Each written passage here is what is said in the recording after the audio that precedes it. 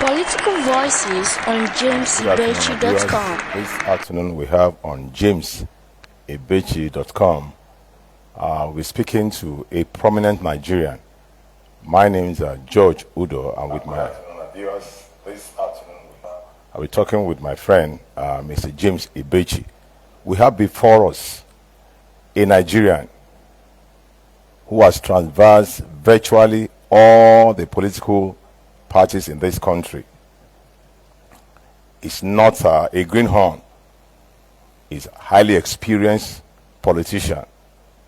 Before you this afternoon, we have a Right Honorable Barrister.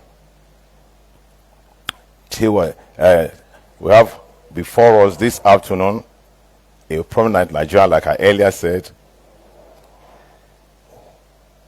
Barrister Right Honorable Herman. You always say Hembe, a lawyer, a politician, a grassroots mobilizer, a young and enterprising politician who has affected and touched so many lives. Is someone that I want to say is a cat with 9 lives, who has tread where even angels fear to tread. We'll be talking to him this afternoon over a lot of issues. But before we go in, I want him to just quickly tell us briefly about himself, about his background, before we proceed on the other aspect of the interview. Good afternoon, Honorable. Good afternoon. Thank you for having me. My name is Herman Hembe. I am a 46-year-old member of the House of Representatives. Also the candidate of the Labour Party for Governor of Benue State. I'm serving my 4th term in the House of Reps, where we're doing good things for our people. And I'm in Benue State today to continue consultations. My bid to become Governor of Benue State constantly in general elections. Wow. Viewers, you have just listened to our guest this afternoon, and he has just given us a very brief background of himself. We want to further ask, you have, like earlier said, you've been in the legislative business. What has informed this decision for you, to go into the governorship, into the executive, to be very, very precise? Thank you. Basically, it's the desire to serve.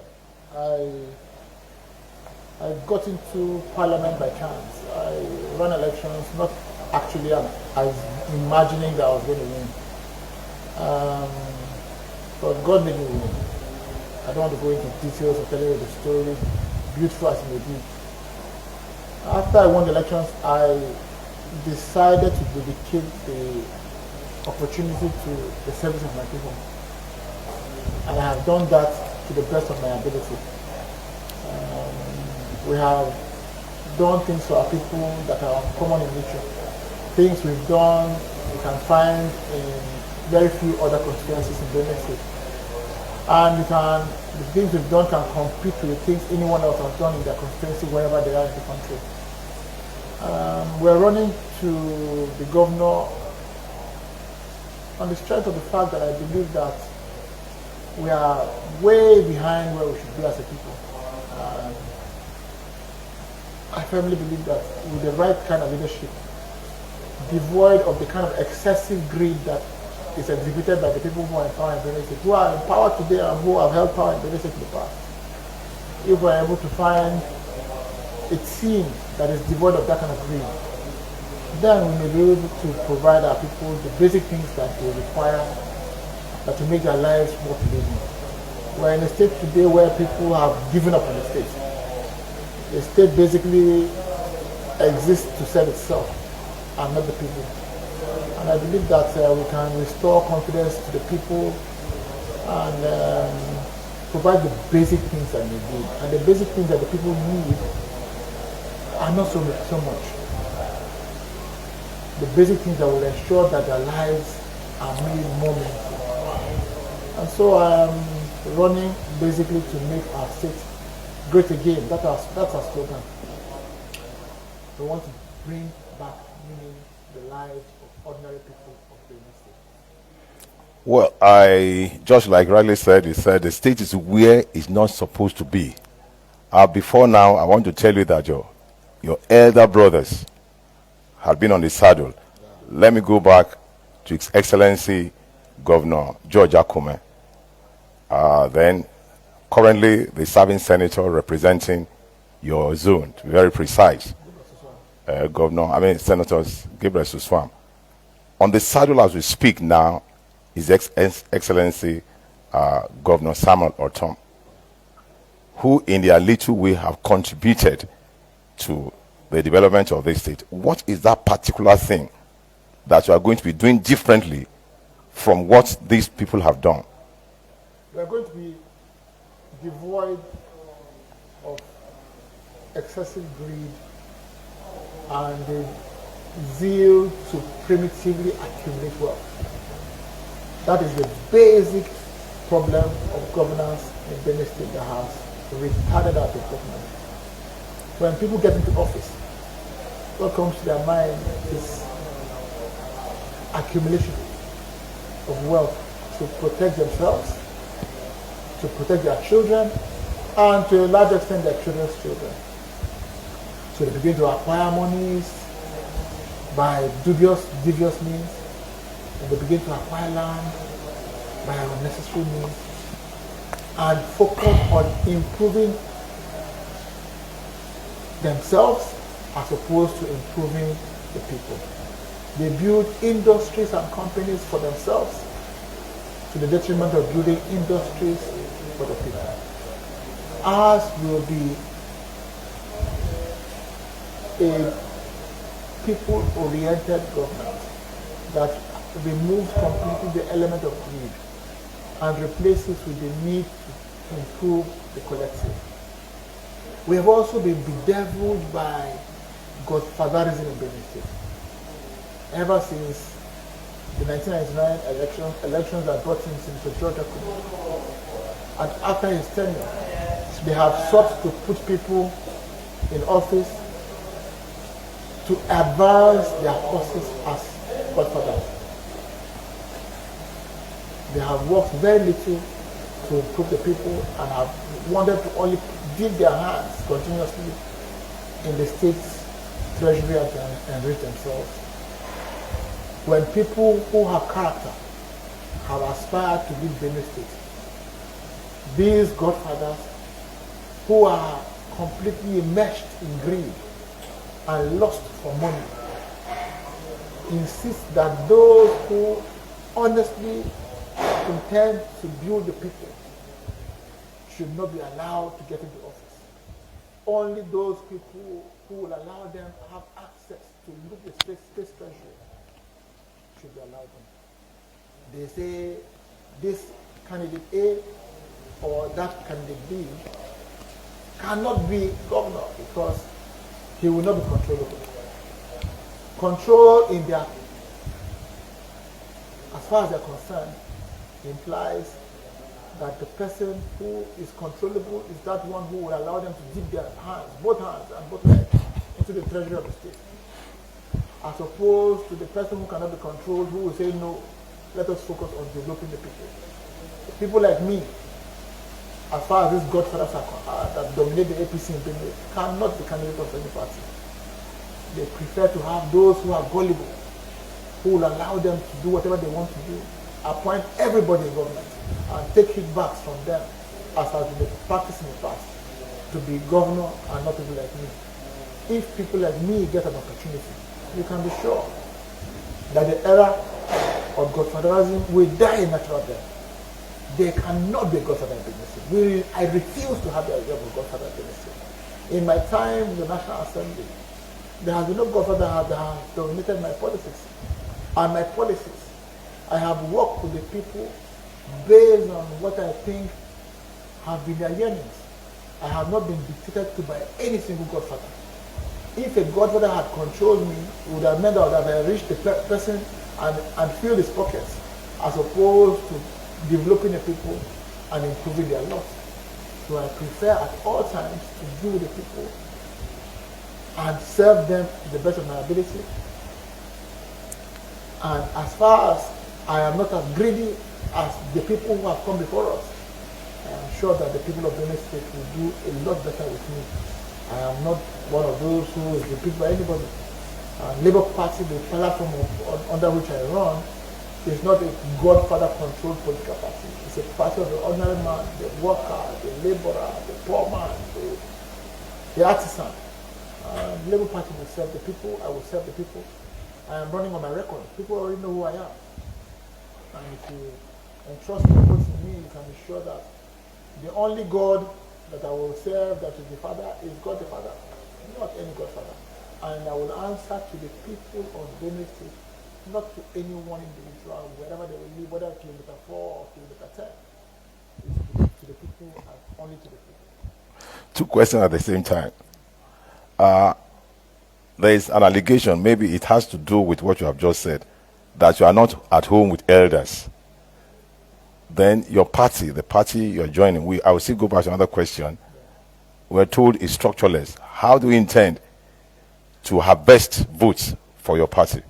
Well, let me start with answering the second question first. As far as people talk about structures, and that is a laughable term. The people are the structure. As far as elections are going to be one man, one vote, which is what I advocate, you don't need any structure, you need the people. I won the last election in the All Progressive Grand Alliance. APGA is nowhere in Benin State. When I moved to APGA, people say, APGA, how can you win in APGA? So there's no APGA in Benin, but I know the people I represent. I knew that the fact that the major political parties had denied me their tickets, PDP and APC, did not mean that the people had rejected me. In Nigeria today, nominations are not a test of popularity. Godfathers dominate the major political parties, cabals.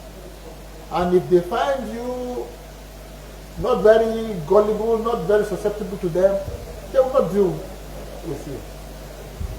So I moved to APGA in my last election, 2019, and I won. The people are the structure. In a popular election contested in Benin State, we will do very well. Of course, a wise man said to me once that only God knows who will win. But the thing that I'm sure of is that we will give it the best shot with hand, and I'm sure that the people of Benin State will come with us. There's no one in Benin State today that's not tired of what is going on. Salaries are not paid, pensioners have lost their faith in the process. They don't even bother anymore. When salaries are paid, they go singing here for parade, believing that they have done a big feat. Actually, the salary payment should just go naturally. It shouldn't be something that anybody celebrates. But they celebrate it because it's become almost the biggest achievement of any government. They don't do anything for the people. They don't build roads, they don't build bridges, they don't build schools, they don't improve agriculture, they don't encourage private entrepreneurship. All they do is amass wealth for themselves. And some of them, even after living office 10 years, 20 years as governor, are still seeking, they don't have any other source of income outside government. And they have to keep stealing from the people. Which is why they want to put people who will be their godsons so they can have access to the state treasury.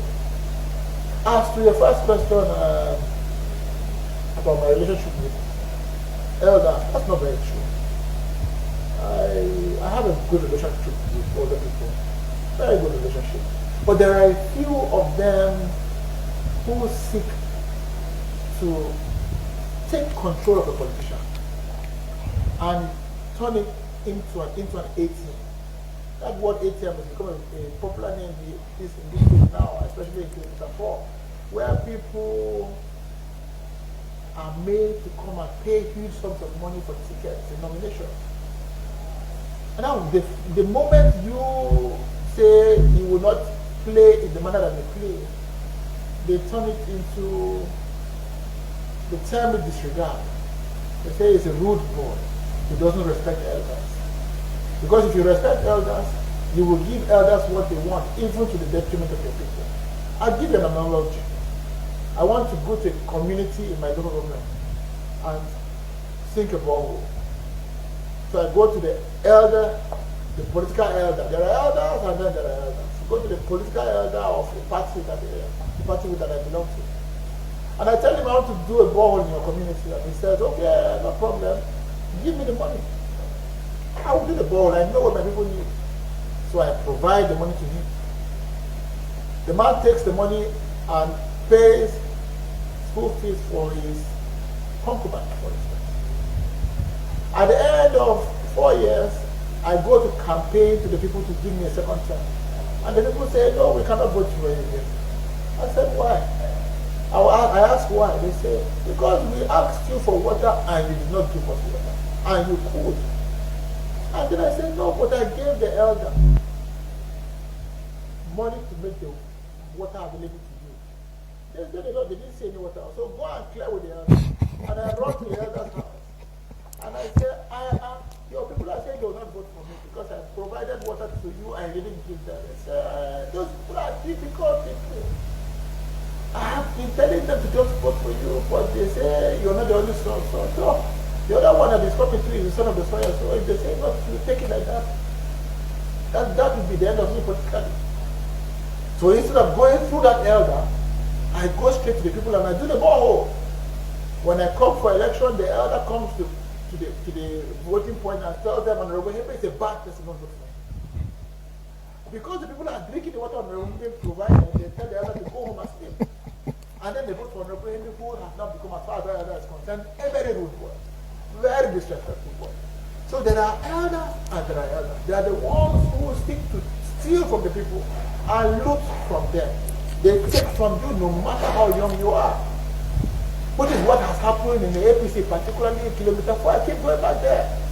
What they do there is extortion. And those are the ones who keep saying that he's rude, he's rude, he's rude. Because you refuse and you get extorted. I know that if you deny me the nomination in one party because I don't give you the money that you want, I will find somewhere else. And the people who matter are the ones who vote. Not just one person. I'd rather go with the people at any time and be seen as a good person before the people than be seen as a good person just before one person.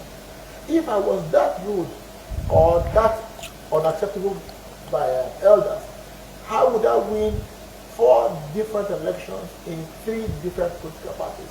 It is simply not true. It is not by money or by power or by smartness that I won in 3 different parties in 4 elections. It is because I must be doing the things that people want. And if this particular pattern has worked for me, like a good coach, I will not change my winning tactic in the middle of the game. So I'd rather stay where I am and do what I am doing, have a few elders say I am rude to them, and have the generality of the people say he's the best material. I'd rather go with that. Okay, thank you so much, Honorable. For those of you who just joined, this is the earlier advertised interview with Right Honorable Herman Hembe.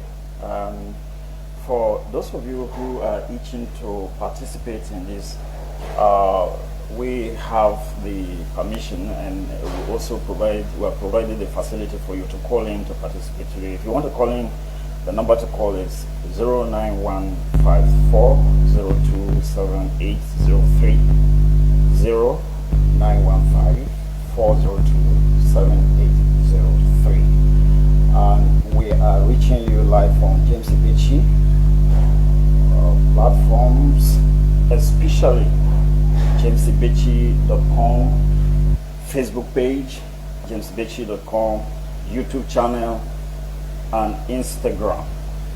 And if you choose to participate by dropping your comment, Right Honorable, our guest today is internet savvy, is internet compliant. You can drop your comments on the comment pane of the Facebook page of James Ibechi, and I will get to read it and then answer you back.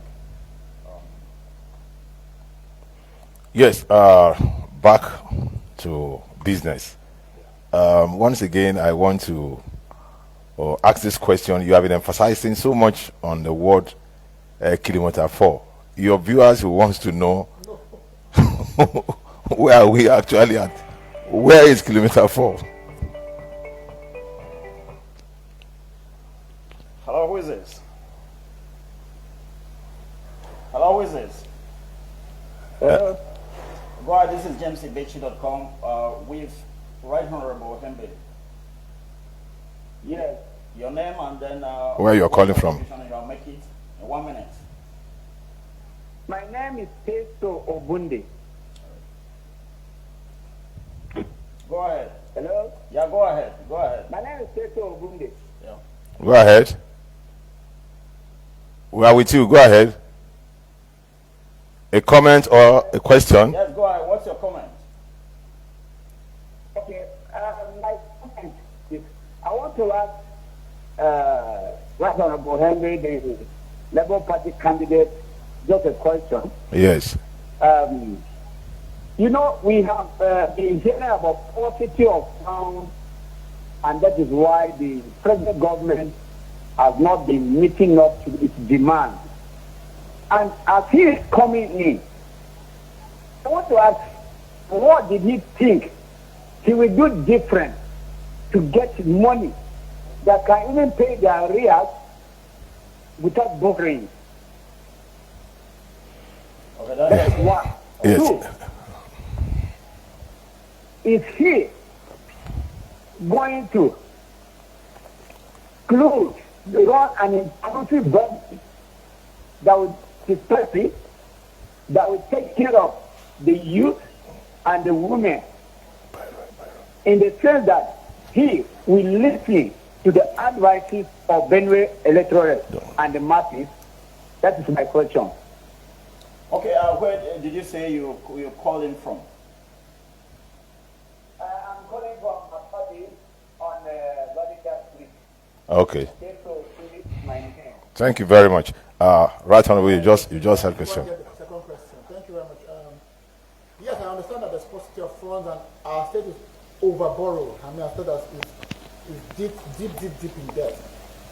I heard yesterday, I have a team that's working on trying to find out what the exact state of our indebtedness is. But I heard someone say yesterday around 80 billion naira. That's quite terrible, and I pray that the present government does not engage in any further borrowing. We are really down deep in the minuses. What we need to do is to cut down cost of governance and reduce it virtually down to the barest minimum, and to look inwards and see what it is we can do. Anybody who is truthful and who means well for the people of Benin will tell you the truth, that with the state of our indebtedness, there's not much that you can do in the area of infrastructure, because what you need to do first is to bring us from the minus to the point of zero, and to create stability, and then after a couple of years it can get better. What the state needs, as far as I can tell, is someone to turn it around. We are going very quickly in the wrong direction. So you need someone to step in and halt that drift, turn the ship around, and fight the wave that had been pushing it in that wrong direction. Eventually, the process of reversal will start. That will be continued by subsequent governments. I mean, if the people elect us, in the period of 4 years, would have completely started the turnaround and started pushing to get out of that situation. And once that starts, governments that come subsequently will have no choice but to follow the trend. It's been the trend in Benin State to consume and not try to develop and create production outfits, because that has been the trend. In other states that are doing well, they required someone to create a spark. I want to be the one to create the spark in Benin. And the people of Benin know me well enough to know that I am not the type who will come and have anybody dictate to me as to what I need to do. I know what I want. I know what the people need. I will take advice from the people that really mean well for the state and set out to turn around the state. I am also of the younger generation. This generation of people that I am a part of are not as greedy as the ones that are that are just ahead of us, and the ones that took over from the Europeans. So if we set out to do a thing, we do it well. If you look critically, Those people who have been elected into office or have found themselves into public office, who are of my age or my generation, have tended to do a little better. I cannot tell what the reasons are, and I have not done the research to determine why. But it may not be unconnected with the fact that they know that if I don't do well, I'll be kicked out. But the older people simply don't care. They just want to do what on the Nigerian streets you call chop and die. And that's how the society has continued to drift. You bring the people who want to chop and die, and then they chop and go, and then the next one comes in and then continues from where the other person stole and left off, and then keeps it going. That's another way. I am only about the 6th or 7th member of House of Reps representing my constituency since the advent of democracy in 1958 or 52, or thereabouts. But there's no one that can compare to me, no one that can say they did 1/50th or 100th of what I'm doing. But I have changed the narrative today. Therefore means that whoever comes after me will have no choice than to perform. Because I performed in the manner that satisfied my people. They kept me there for 4 terms in 3 different parties. So if you come and you do anything short of that, they will kick you out. So that you have no choice than to perform. That is what Benue needs. That is what I want to provide. I want to come there and push away those people who want to continually retard our people. Kick them out of the system. Start the process of turning the state around and begin to push this state back in the right direction. We have been so far gone in the wrong direction that people actually think that this is the direction. They don't even know, I can tell you. Many people in various states are not even, don't even agree that there can be anything that should be done by the state. They just believe that the governor is a governor so they can drive sirens with siren cars and dash money to people who he likes and have his family and friends do whatever they want and share the loot as they please. We have to change it. And it takes someone of courage to change it. Not a person who is a product of Godfatherism. They can't do it. They will say whatever you want to hear, but when they get there, their capacity to do it will be limited by the fact of who has brought them there. If a person is a product of a rigged, the person is a product of a rigged primary, how do you expect that person to perform?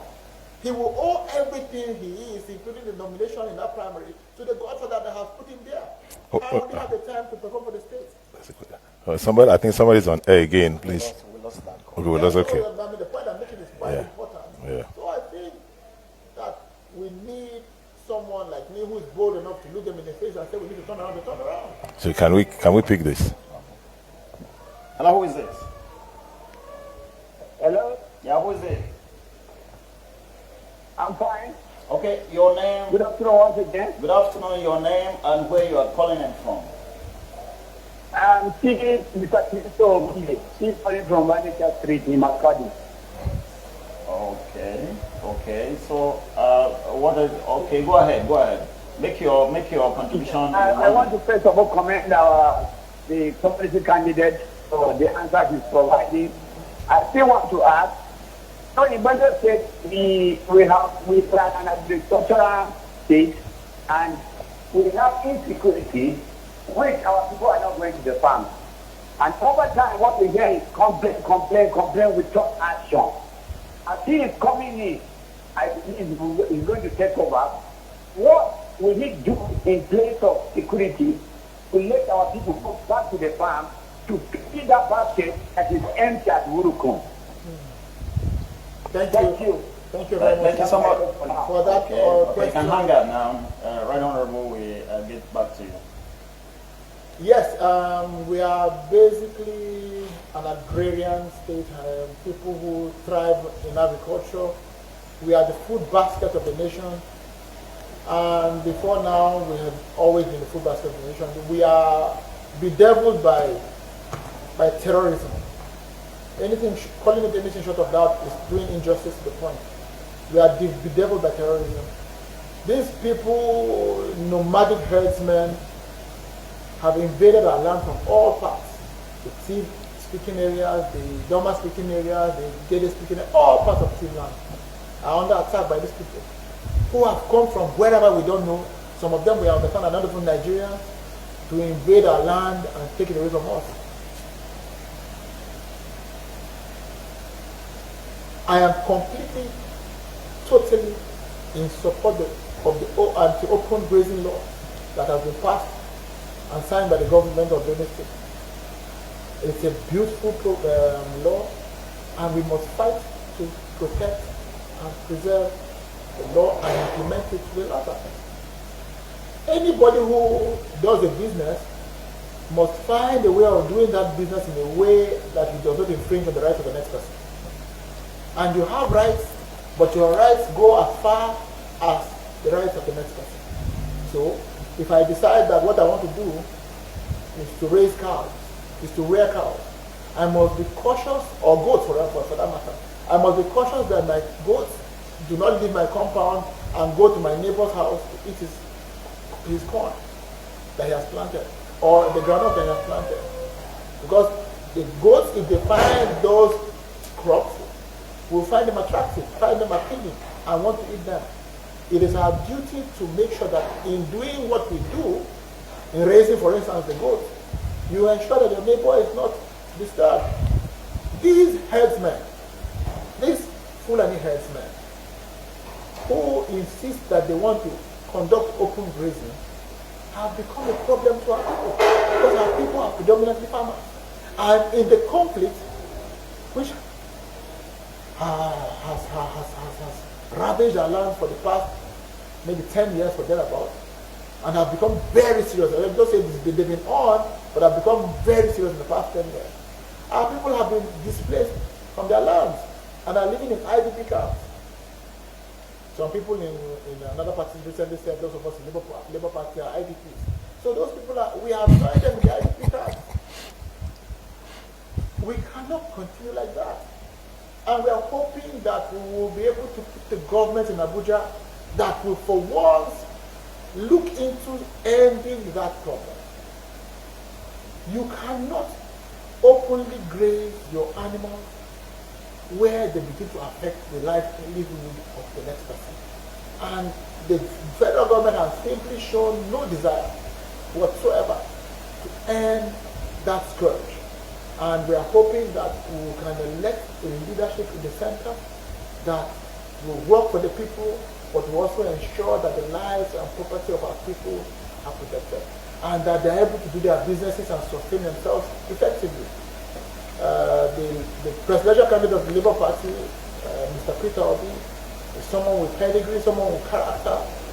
Nigerians know him. We are sure that if he comes into place, like he has said, he will make Nigeria from a consumptive economy into a productive economy. He will also ensure that these people who have turned killing and kidnapping and maiming and destruction of life and property into a business are kicked out of the scene. And it's difficult to believe that the Nigerian army is unable to contain this menace that is being carried out by a handful of people. It is simply the lack of a will to do the thing. And once you have a president who is on his feet, on his toes, up and about, you're sure that he can do it. If I am governor, I will also not be just a person with ideas. I will be a young governor who is up and about, who will be hands-on and tackling the issues that bother my people. If you know that the governor is going to come after you in a hard way with the entire apparatus of state to ensure that you don't harm his people, you will know that a businessman is in place and you will say, hey, you might run away. Because when those kind of people hear that Hembe's government doing it, they will know that you can't come here and do the things that you do the way you see them and go through, because we will deal with you.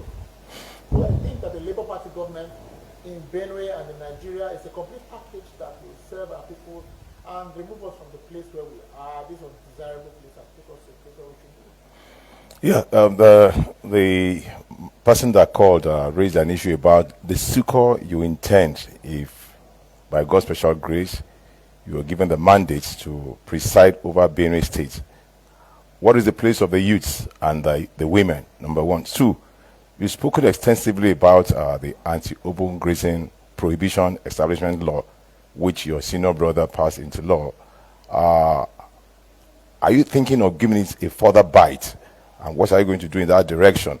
And we've also learned that as a result of this wonderful law, the state is being sidelined for those benefits that are expected and are supposed to come in. As a lawmaker, what have you been able to do in terms of cooperating and supporting your brother in that direction? Well, you see, first of all, as far as the first question goes about participation of the youth and women in my government, you find that the people that work with me basically are young, which is why you hear a few very corrupt older people complain about the fact that I am more inclined to younger people.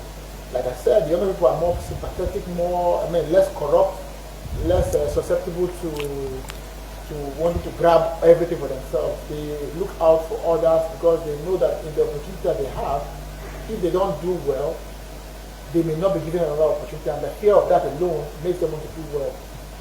I have therefore been more involved in working with younger people. I also, from when I was a child, heard them saying that the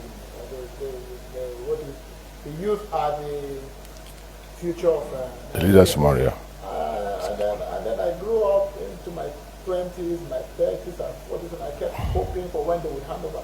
We are still competing with them now for space.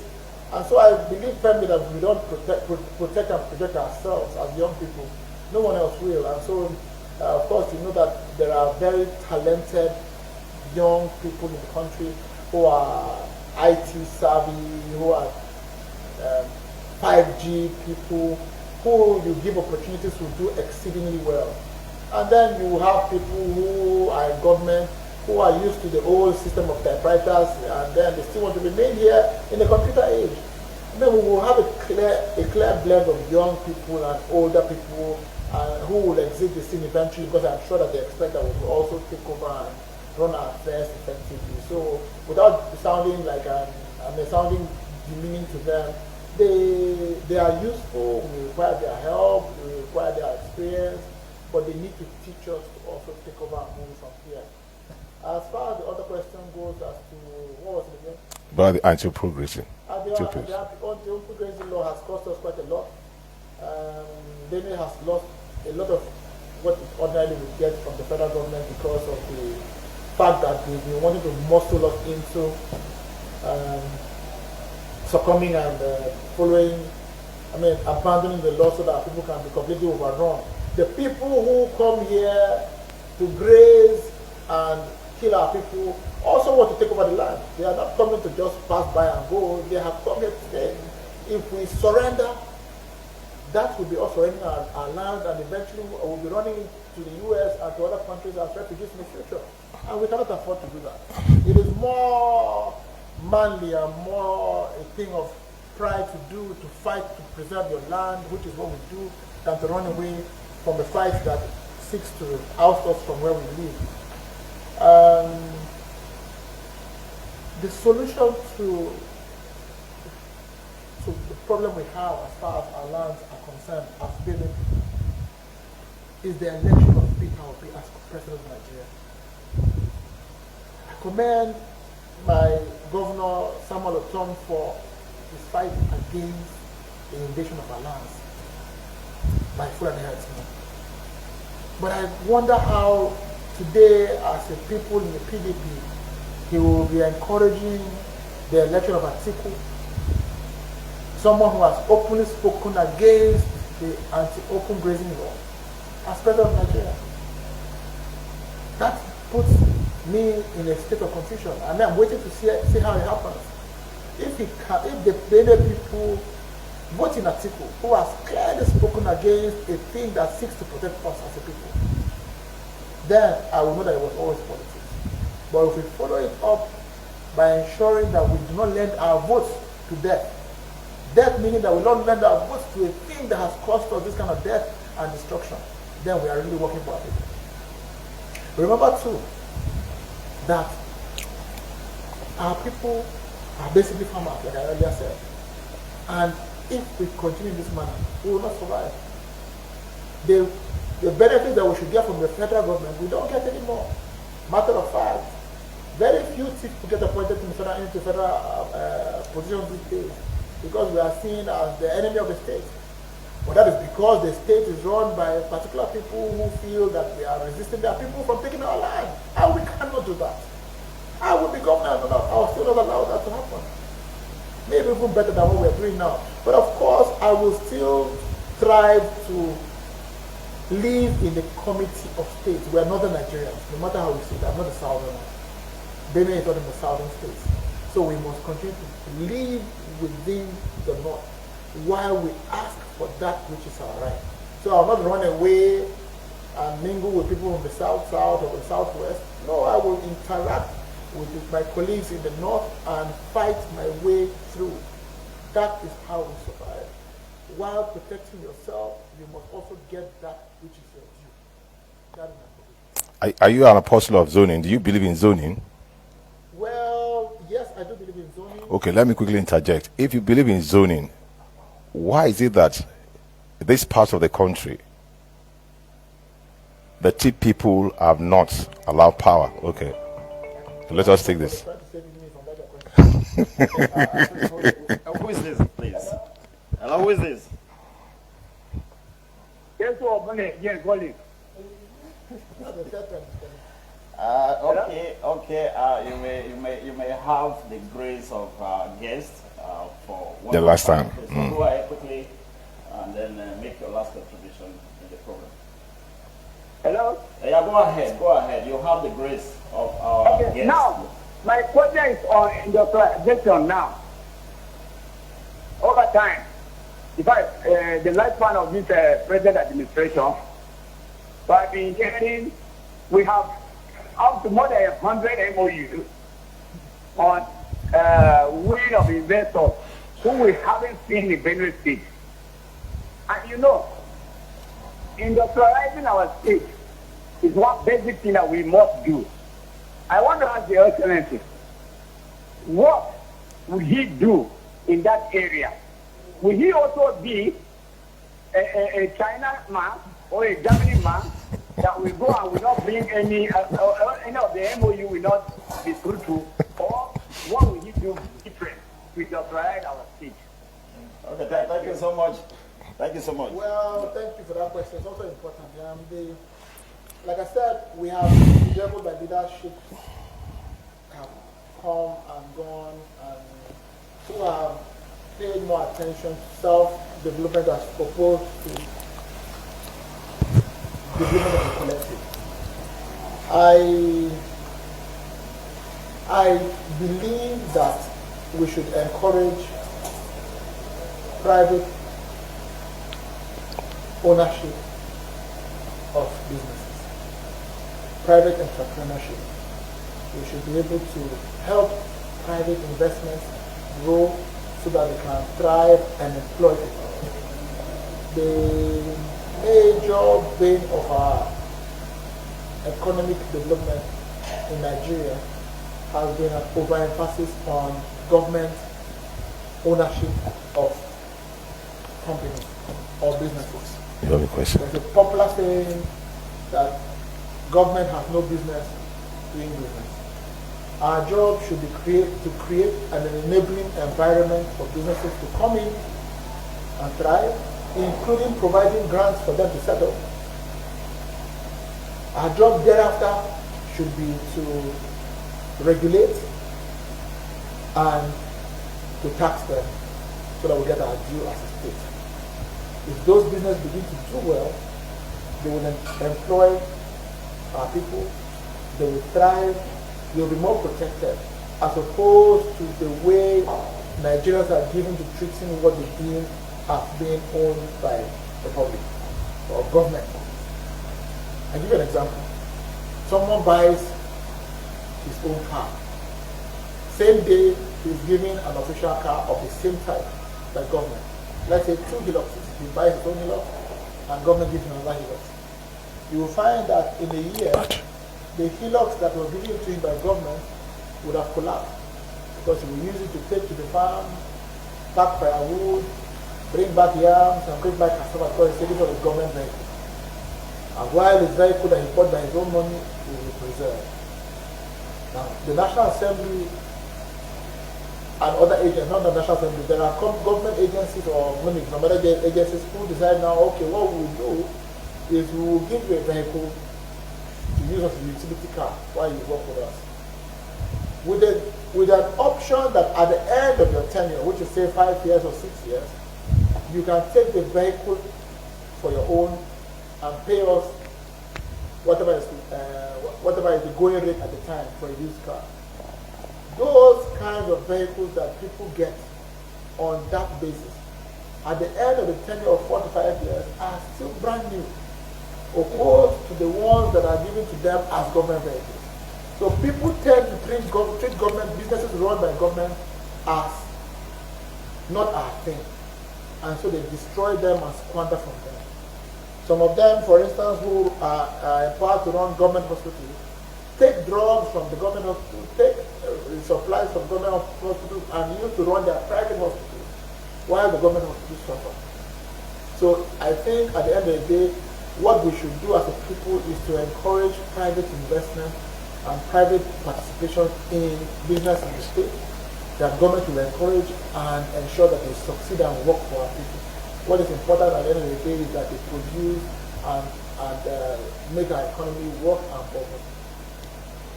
Okay, right, Honorable, thank you so much. As to China and MOUs, no, I don't think. I think we've way gone past the era of taking MOUs and we've not seen the benefit of those kinds of things.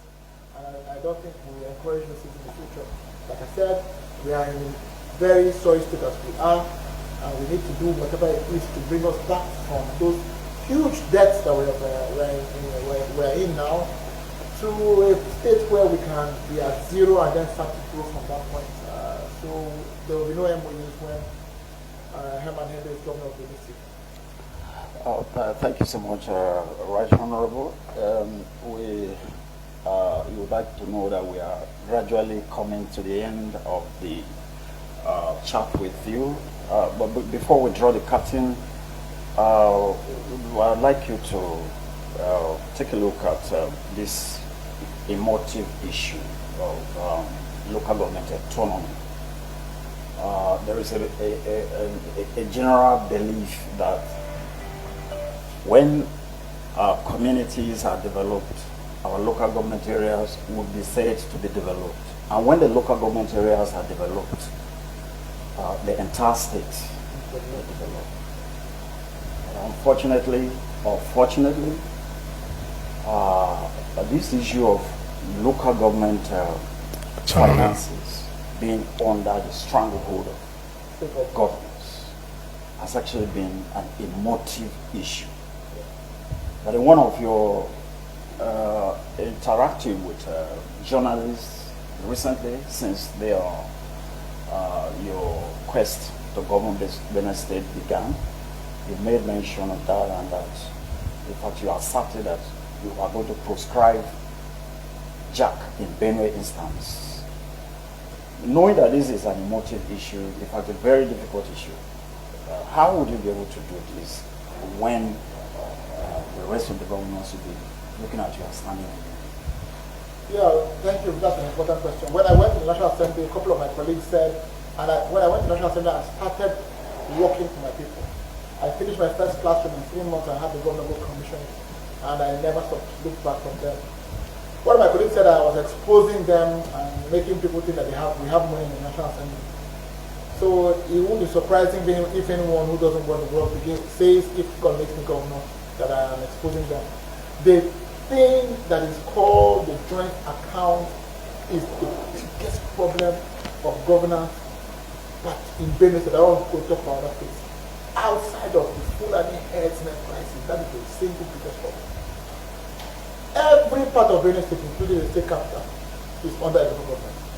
It therefore means that if you allow the local government their money that comes to them from the federation account, and allow them largely access to the revenue that they generate by themselves, and you will ensure by monitoring that they perform the functions for which they are local governments, and you then set up a team that monitors what they do and reports to the House of Assembly maybe every 3 months, and as a result of that, every government develops at some pace equally. It will therefore mean that the governor's job will just be to complement. The reverse has been the case. Subsequent governments in Benue State have taken to stealing local government money as the thing that has to be done. I excuse no one. The richest man, usually in Benin State, well, as far as I know, is the special advisor on local government and chieftain affairs, because he's the one who controls the government, the joint account thing, and determines what goes to the local government chairman and what the government will steal. Maybe outside of that, you can throw in Subeb into the law. So at the end of the month, when the federation account, when the money comes from the federation account, they simply sit in a place, and what I gather is they call people to come and sign vouchers, left, right, and center. They give the local government chairman a stipend, and then they sign everything out, and then lie about it. And they have experts who can sign their lives away. And if EFCC comes and spends 10 years here, they will not find anything wrong with it. It therefore means that what is required is not security surveillance, it's willpower to change the situation. And I will change it. I have had people who would support me to be governor say, is it in our time that you will now stop us from also chopping the money? They say that to you, and you will definitely lose 1 or 2 votes. But we have to make a decision whether we want to move forward or want to keep going the way we're going. We are in a sorry state. And if we do not make a conscious decision and follow it up with conscious efforts to take us out of that situation, we'll never get out of it. The local governments must work in Benin State. What they get, if you go and look at the Ministry of Finance release documents that they release every month, is humongous. Some of them get as much as 150 million to 160, 180 million, 200 million a month. And instead, governors use those accounts to take huge loans, 20 billion, 30 billion, and then they squander these loans. They don't do nothing with the money. And the local governments are indebted, and there's nothing to show for it. And so there's no development in the local governments, there's no development in the state. If you go to the local governments today, because education, for instance, primary education is domiciled in the local governments. Primary school system in the local government has collapsed. If you go to a primary school, an LGA school in my local government, or any other government district I bet you will find a total number of 1 or 2 teachers that are paid by the state government. The rest of them are paid by the PTA, the community. There's nothing working. The healthcare centers, the primary healthcare centers don't work because they simply don't have the money to fund it. The government would have taken those monies and taken loans. Huge loans that they steal and build companies for themselves, build industries for themselves, and impoverish the people. And there's no care for anybody.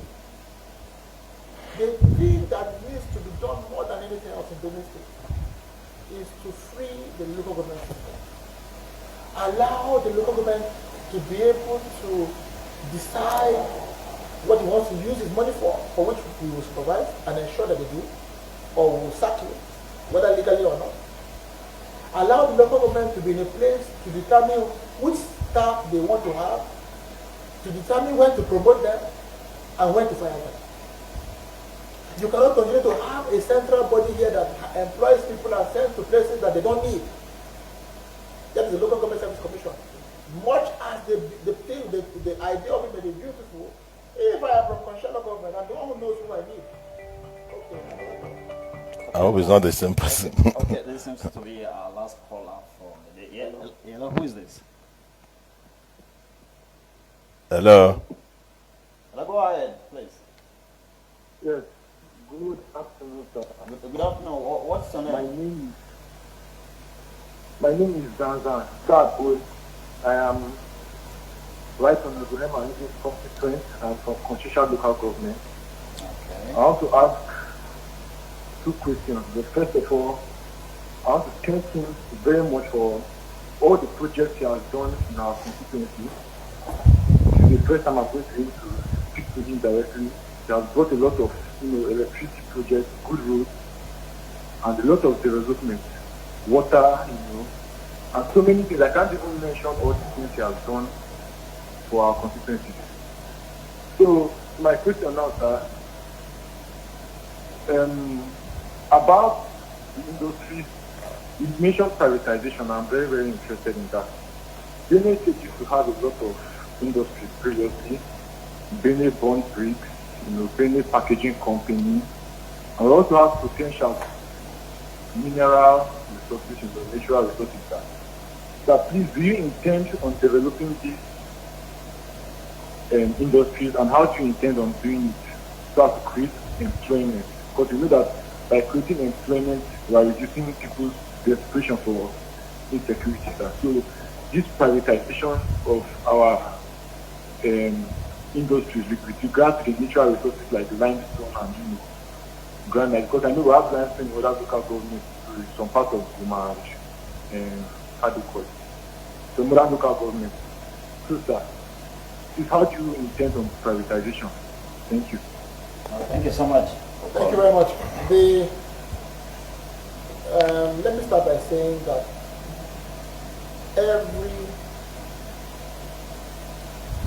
in Benue State, every public-owned corporation that was set up from the inception of Benue State and even beyond, before the inception rather, has collapsed for reasons of corruption. The reasons I already abused, which include that people don't see those things as their own, they see them as public and then they squander them and steal from them and destroy them.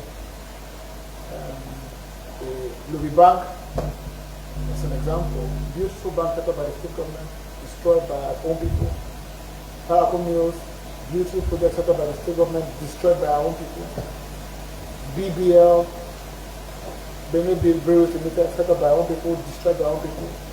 Benue Bottling Company, set up by our government, destroyed by our own people. Otupo Bond Bricks, set up by our government, destroyed by our own people.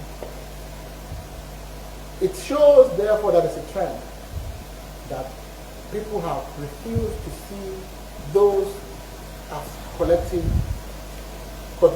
owned businesses, that they are our own, and we should work to ensure that they remain alive so that they can service the people.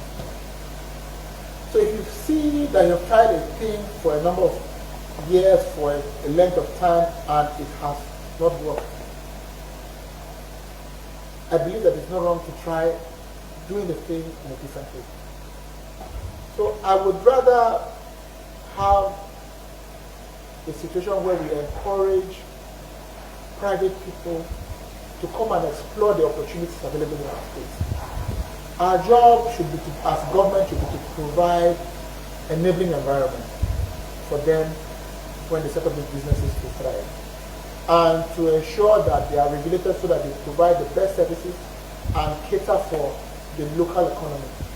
Employ our people from the zero levels to the highest level, meaning that in time they will train our people so that they can provide the highest offices in the businesses. That is how we grow. And that's how I intend to run it. I've given the opportunity. We will encourage businesses here, but we will encourage private people to come in. If we have a business son who is interested in doing a particular thing, I would not mind giving them grants so that they can set up these kinds of companies and pay us back as government, but we have these companies run and work for people. I'm also not averse to the idea of PPPs, public partnerships, in doing businesses, where government eventually exits those businesses and allows private investments to take over. But the private investments are guaranteed one thing, that they will protect and preserve those businesses, as opposed to what has been trend in Nigeria, where people have destroyed private corporations to enrich themselves. So that's my position as far as that is concerned. Can you quickly round up on the issue of the autonomy of the local government, because we're still on it before? As far as autonomy goes, that's my commitment. I am simply not going to encourage joint accounting. I'm not going to encourage the Local Government Service Commission. We will allow local governments to hire, to discipline, to promote, and to hire their own staff. And we will allow local governments to also determine what is required for them to survive, or what they require to develop. And when these local governments work individually and develop at the same pace, then the state will develop. What is available to us as a state, we will use to develop, to improve them, to enhance their development at their states. If the man wants to do a road in Okpoko, for instance, for 100 million, we can then make it. We can improve the road quality from 100 million to 200 million by bankrolling what is left of it with the state government allocation. It will also reduce the pressure on the government in the center, because people can go to the government and work. To get the contract from the local government to do a road, you won't have to come to Mafodi to always look for the kind of job that can look at from the local government to reduce the migration from the rural to the urban area, because everything that is controlled by the government and the state, commissioners don't have their own votes. The budget is done, but the commissioners don't get given a cover. The money is run from the government house, so every commissioner must resume a government house, so he competes with contractors for the attention of the governor, competes with traditional lawyers for the attention of the governor, and then because it's just one head, very little gets done. You go to ministries, you find nobody working. You go to the local government chairman is also a Makoti, cap in hand, begging government to give him his own money, what is ordinarily due to him. We will not do the thing. And I cannot be saying that we will do it now, if I mean that we will do it when we get there. At inauguration, we will announce autonomy for local government. Even if we are not able to scrap the joint account law, we will not follow it. We will allow the local government to take their money and do what they want to do with it. We will not continue the greed that has taken us to where we are. And if we find people who want to work with us in that direction, we will work with them. If the people who say they will work for us at the time we are elected into government say they are the ones who must be special advisors to local government, or local government chairman to continue the stealing and looting of our resources, to use, they will simply not find a place in our government. Will be the government that turns around our situation. And I am saying these things as someone who has been in public office for this number of years. Many people know me. Some people consider it to be arrogance. It is not. It is determination. If God gives me that opportunity, I will aggressively turn this situation around. And they know that I will, because they know that I am the one who, no one can come and say, you have to do this, or you will not be my son anymore. I already do not have any godfather. I only have God the Father. And if I get there, only God the Father and the people will determine the direction I will take as a people. We will work for the people of Benin State and only them. Anybody who is not happy with this can move to Taraba. Those that are available to accommodate you, if they do not want to change from where they are, but really, if God gives us opportunity, the government of Benin State will change from where we are and begin to tow the path of progress and development. I want to actually say that you are a delight of any newsmaker, any day, any time.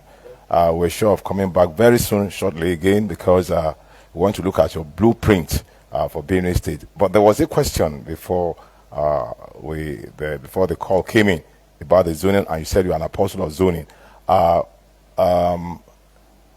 The God we serve and the people believe in fairness, equity, and justice. Is it not being done to the people of the Southeast, where your presidential candidate is coming from? Looking at the last primaries, where you have somebody from the north who is angling again for the presidential seat, and somebody from the southwest who had earlier gotten it. Is fairness actually the rule of the game now? Well, you see, it's about the Nigerian people. Personally, I think that as a multicultural, multi-religious country, we need to cater to the needs of every segment of the country. We are a country that is made up of many nationalities. And there's a lot of distrust between the ethnic nationalities, not to talk about the religious groups. The relationship between the Christians and the Muslims has never been as bad as it is now. The mistrust.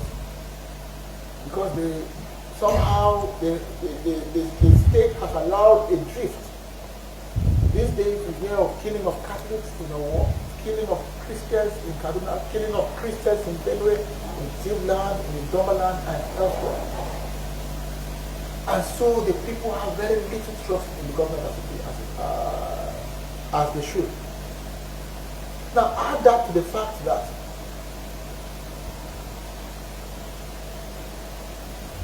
as a multi-religious country, a section of the country, which is the Christians, feel that they are being sidelined from the governance of this country.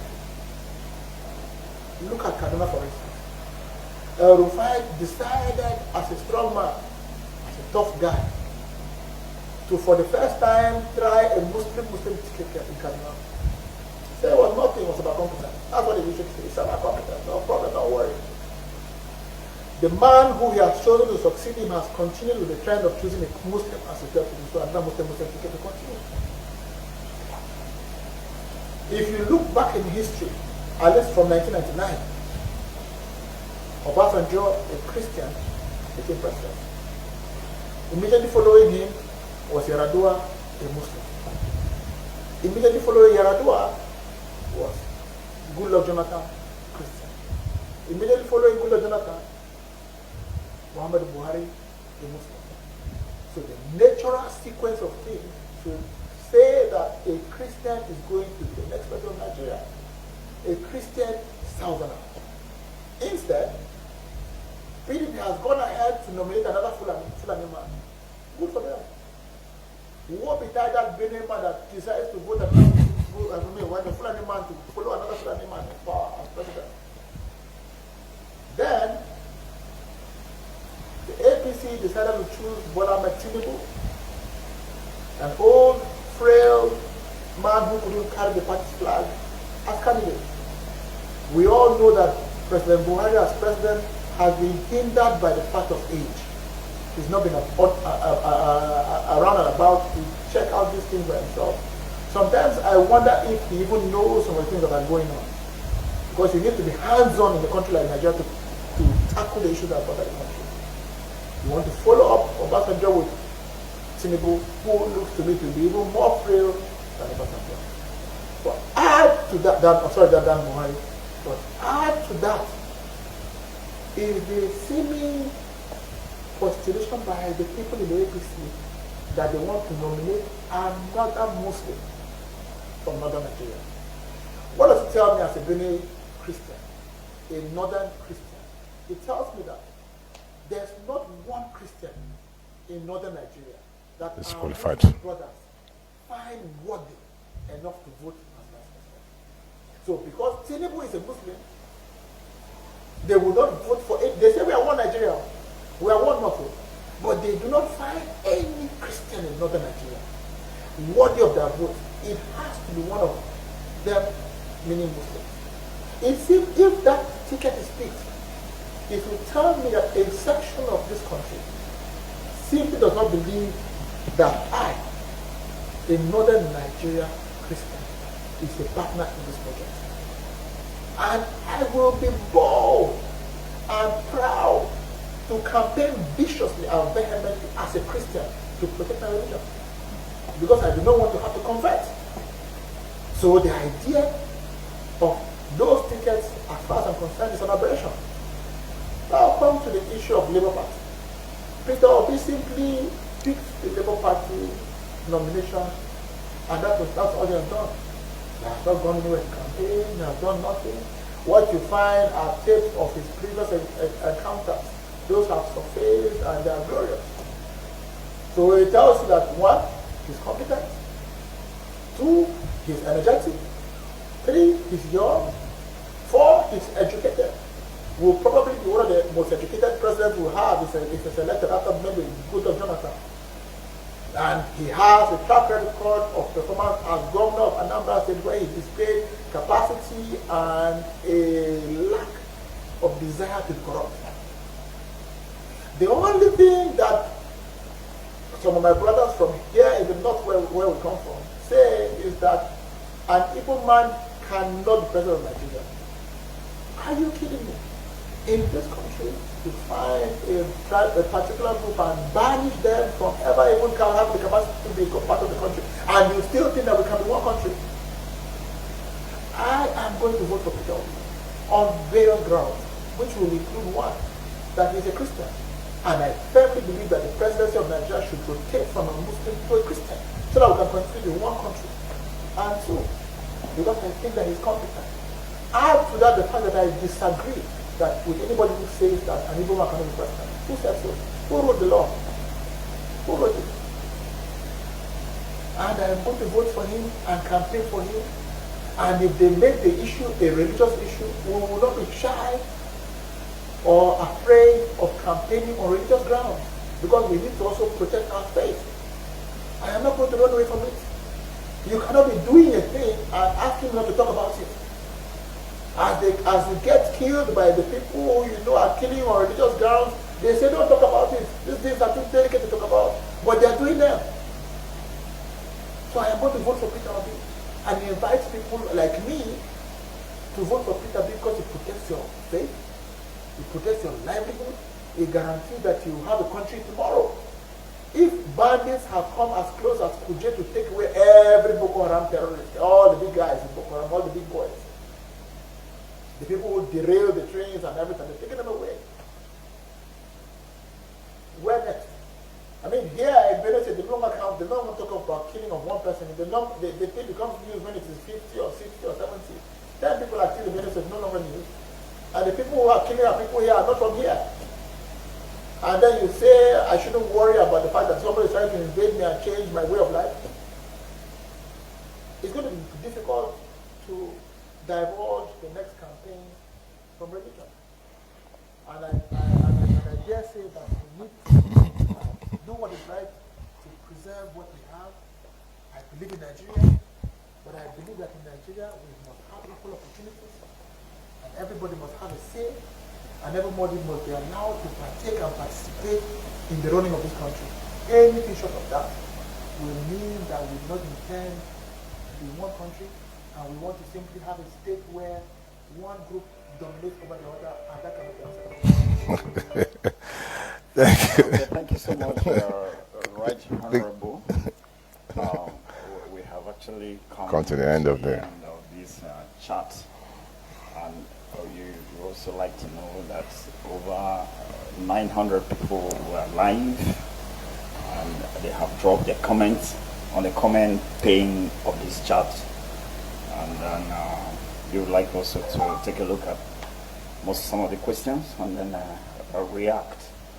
For those of you who just came in, unfortunately we have come to the end of the show today. Nevertheless, you can drop your comments, and Right Honorable Herman Hembe, we get to read them and answer back. But we hope to also come for his blueprint on the same platform. If you didn't get us clear on jamesbechi.com Facebook timeline, you can access this at the transcript of this interview on ibechi.com platform. That is www.james.ibechi.com.